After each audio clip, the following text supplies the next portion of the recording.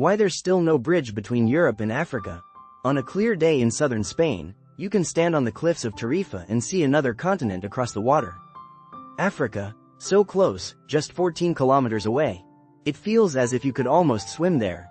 And yet, there is no bridge, no road, no railway, no towering span of steel connecting Europe and Africa. In an age when we build skyscrapers taller than clouds, when we lay undersea tunnels between nations, why has the gap between two continents never been crossed by a bridge? This is the story of one of the world's most tempting engineering dreams, and why it remains unrealized. At first glance, the Strait of Gibraltar seems like the perfect place to build a bridge. 14 kilometers at its narrowest, shorter than many bridges already in existence. But the challenge isn't just the distance. It's what lies beneath. The waters here plunge to depths of nearly 900 meters. For comparison, the Golden Gate Bridge's towers stand only 227 meters tall above water. The seabed is a hostile environment for construction: steep slopes, unstable sediments, and constant shifting due to tectonic activity. The strait is where the African and Eurasian tectonic plates meet, a collision zone. Earthquakes are rare but possible, and the entire region is under constant geological stress. Above the water, another danger lurks: some of the strongest tidal currents on Earth. The Mediterranean and the Atlantic exchange their waters here in a constant, swirling battle. Add unpredictable winds, sudden fog, and heavy maritime traffic, and you have a crossing that's as dangerous for builders as it is for ships. Humans have built wonders far greater in size, at least on paper. The Øresund Bridge between Denmark and Sweden spans 8 kilometers. The Hong Kong-Zhuhai-Macau Bridge stretches nearly 55 kilometers. Surely, a 14-kilometer crossing between Spain and Morocco should be possible. The problem is depth. Most long bridges are built in shallow waters, allowing towers to be anchored to the seabed. At Gibraltar's depths, traditional bridge foundations would be impossible. Engineers would have to invent entirely new ways to anchor pylons, or abandon them entirely and build a floating bridge. Floating bridges exist, like the ones in Washington state, but they're designed for calm, sheltered waters. Here, waves can reach 10 meters high in storms, and the ocean floor drops away like a cliff. Another option? A tunnel, much like the Channel Tunnel between Britain and France.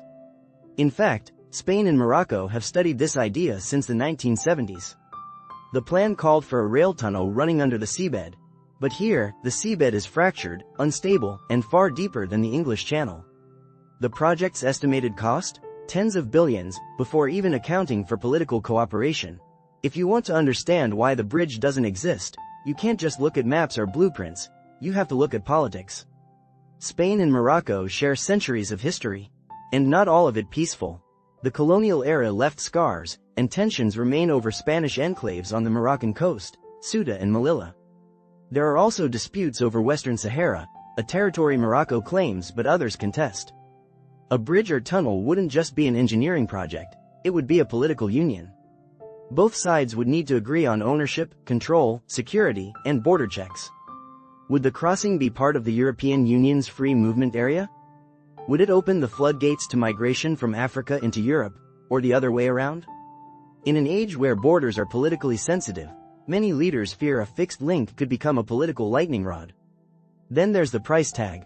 The most optimistic estimates put the cost of a Gibraltar bridge at around $20 billion.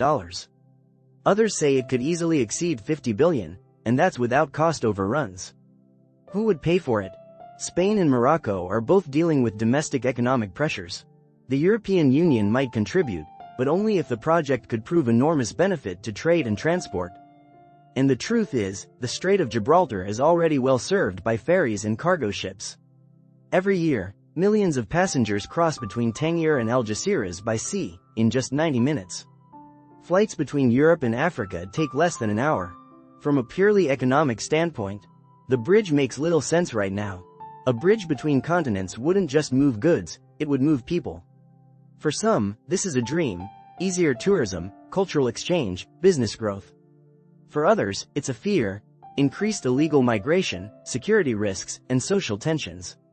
Europe is already grappling with debates about migration from Africa. A permanent land link could inflame those political battles, making the bridge not just an engineering challenge, but a social one.